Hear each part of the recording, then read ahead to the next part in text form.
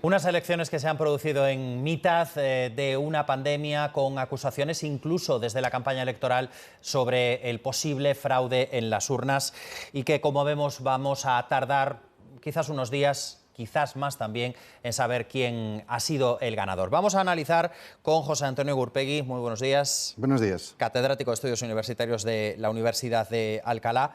La situación que se crea ahora es bastante retorcida, incluso un tanto diabólica. Uno va con ventaja, otro se ha dado ya como ganador. Trump además cumple con la acusación que lanzaba días atrás de un posible fraude en ese recuento. Mientras tanto, el recuento continúa. ¿Cuánto tiempo se puede llegar a extender esto?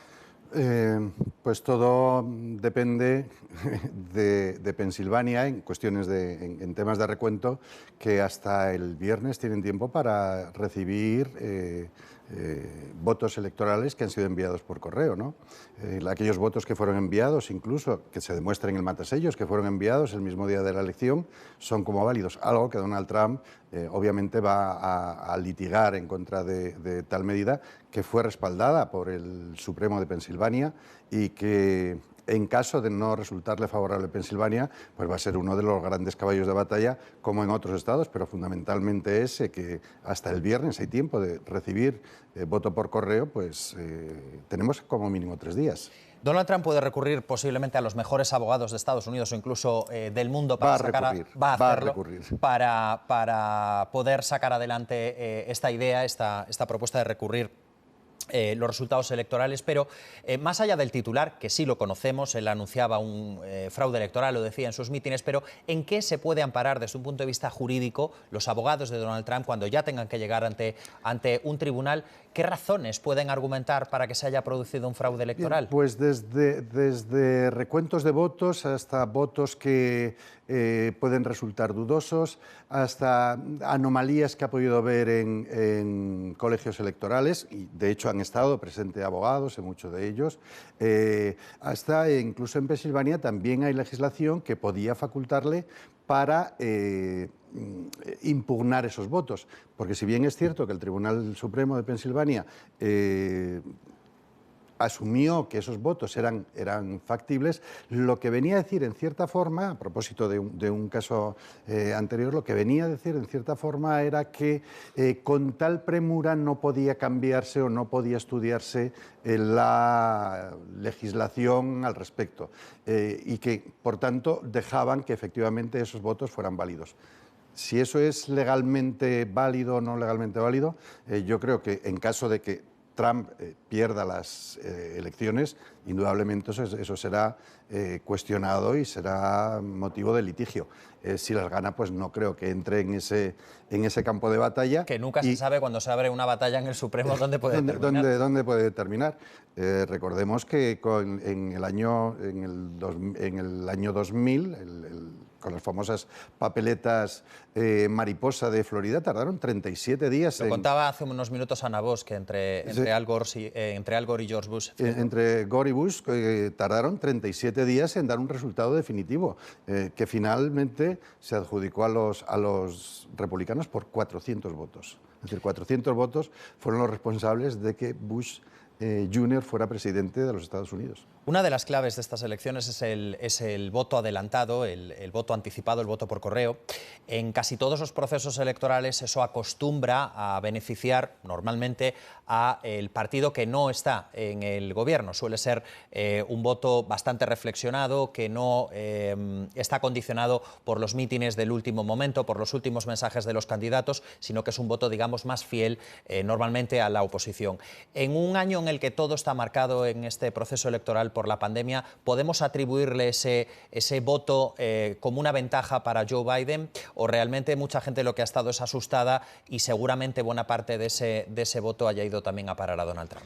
Supuestamente, y en eso en gran medida es lo que los demócratas y Joe Biden dice, tened fe que las cosas van a cambiar, se basa fundamentalmente en ese voto adelantado y en ese voto por correo, que tradicionalmente ha sido un voto demócrata, y especialmente este año. ¿Por qué? Porque los demócratas se sienten más temerosos ante el coronavirus que los republicanos. Eso es algo de lo que se está hablando. Como los demócratas están más preocupados por un posible contagio de coronavirus, son quienes más han votado por correo.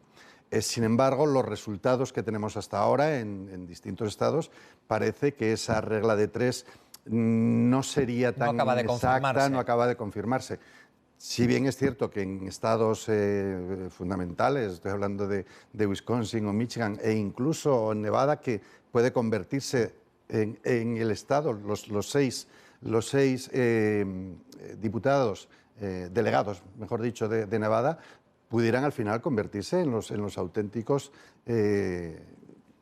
causantes de que la balanza fuera a un lado u otro, incluso si Biden perdiera Pensilvania, con que ganara Wisconsin y Michigan. Si trasladaríamos el interés. Trasladaríamos el interés, además de Carolina del Norte y Georgia, o sea, incluso perdiendo esos estados, trasladaríamos el resultado final a Nevada y obtendría los 270 votos que le resultan necesarios. Trump prometió en campaña que habría una vacuna incluso antes de la cita con las urnas. Esa vacuna no ha llegado. ¿Qué factura le puede pasar a Donald Trump, casi más metido en esas frases próximas a esto que llamamos la posverdad, ¿no? A esas mentiras que dichas muy altas suenan de otra forma?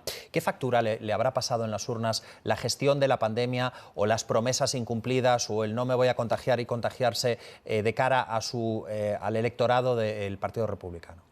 Nos encontramos de nuevo ante una situación muy parecida a la que estábamos hablando del voto adelantado. Todo parecía indicar que la pandemia le iba a pasar factura, que iba a ser un factor determinante. Por ejemplo, se suponía que podía ser un factor determinante un estado clave como es Florida, ¿no? ¿Por qué? Porque el rechazo, cuando se analizan los resultados del rechazo ante el tratamiento que Trump ha tenido por la pandemia, se ve que son precisamente los votantes seniors, los votantes mayores, quienes están en contra de lo que ha sido su política. Si trasladamos esa visión general a un estado como Florida, en que las personas de la tercera edad suponen el 30 o incluso entre el 30 y el 35% de los votos, todo parecía indicar que Biden podía apuntarse Florida, es un ejemplo muy concreto, ¿no? Precisamente por este resultado. Sin embargo, de nuevo, hemos visto que las previsiones, lo que todo el mundo daba por supuesto, tampoco se ha cumplido. Hay una cosa que les afectaría, desde mi punto de vista, negativamente a ambos, o que les podría afectar negativamente a ambos candidatos, y es su desconexión con la población más joven, con el electorado más joven. Estamos hablando de dos candidatos que uno tiene 74 años y otro casi 78.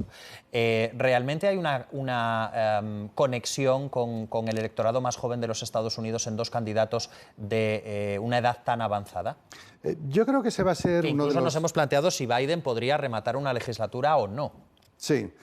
Esperemos que sí pudiera, desde luego. No estoy hablando, no lo estoy llevando al extremo, pero evidentemente estamos hablando de que 4 años sería un presidente de una gran potencia con 81 años. En su último mandato tendría 81 años, en el hipotético caso de que ganara, y por supuesto no creo que volviera a presentarse a una reelección con 81 años, ¿no? Yo creo que eso va a ser objeto, estas elecciones van a ser, en cuanto todo se normalice, y veremos cuándo se normaliza, todos los segmentos de voto van a ser objetos de análisis. Desde luego los jóvenes, que no creo que se hayan sentido especialmente identificados con dos personas que no es que pudieran ser sus padres, es que pudieran ser sus abuelos, ¿no? Va a ser digno de estudio. También habrá que ver qué pasa con el voto hispano, con el voto latino, que siempre se ha entendido como... Hablabas antes del resultado de Florida, por ejemplo. Efectivamente, que se ha visto como algo homogéneo y se ha visto que de homogéneo no tiene nada. En Florida, por ejemplo, una variante que podemos encontrarnos este año siempre se ha considerado el voto de los cubanos, y era ya como algo que se daba por hecho. Este año ha aparecido el voto venezolano en Florida, que hay un buen puñado de votos que habrá que ver que han votado, y todo hace suponer que habrán votado por Donald Trump. Habrá que ver las mujeres blancas si han seguido apoyando a Donald Trump como en otros momentos o no. Y dentro de los jóvenes, o no tan jóvenes, dentro de los treintañeros, por decirlo de alguna forma, habrá que analizar si esa corrección que las encuestas habían hecho, que decían, no, el año pasado, en las últimas elecciones nos equivocamos en estos estados porque no ponderamos convenientemente el voto del votante blanco sin estudios universitarios. Ahora todas decían que lo habían corregido, pero bueno, a los hechos me remito. Hechos que veremos en qué acaban. Que veremos en qué acaban. Yo no auguro nada bueno y siento ser así de pesimista, pero la declaración de Trump acusando de fraude lo que está ocurriendo, pidiendo que se detengan las votaciones, que eso no va a poder conseguirlo, desde luego, y proclamándose vencedor, pues es un hecho, en el mejor de los casos, grave, por las consecuencias que puede tener, tanto a nivel doméstico, con el resultado final, como las consecuencias que puede tener en el resto la del planeta. reacción en Europa. Dicho sea de paso, en un artículo yo apunté esta posibilidad. ¿Qué ocurre si Biden sale vencedor por el voto por correo? Y yo pienso que las consecuencias serán imprevisibles. Si sale ganando por el voto por correo, a mí me cuesta pensar que un juzgado le va a dar la victoria a Donald Trump. Me cuesta pensar, pero es que nos encontramos ante una situación que no se ha dado anteriormente nunca. Es decir, en el caso del 2000 en Florida, que lo citábamos anteriormente, se trataba de un único estado y no ocurrió nada. Aquí estamos hablando incluso de 6 estados. La situación es mucho más compleja y además con, sobre todo, uno de los candidatos de personalidad, digamos, mucho más singular que la que tenía, o extravagante, sí, no quería utilizar esa expresión, pero desde luego que es más apropiada. Su personalidad no es calificativo. Es más apropiada, desde luego, que lo que se dio antes. José Antonio Gurpegui, catedrático de Estudios Norteamericanos de la Universidad de Alcalá, gracias por el análisis, gracias por estar en directo en el 24 Horas. Encantado de estar con vosotros.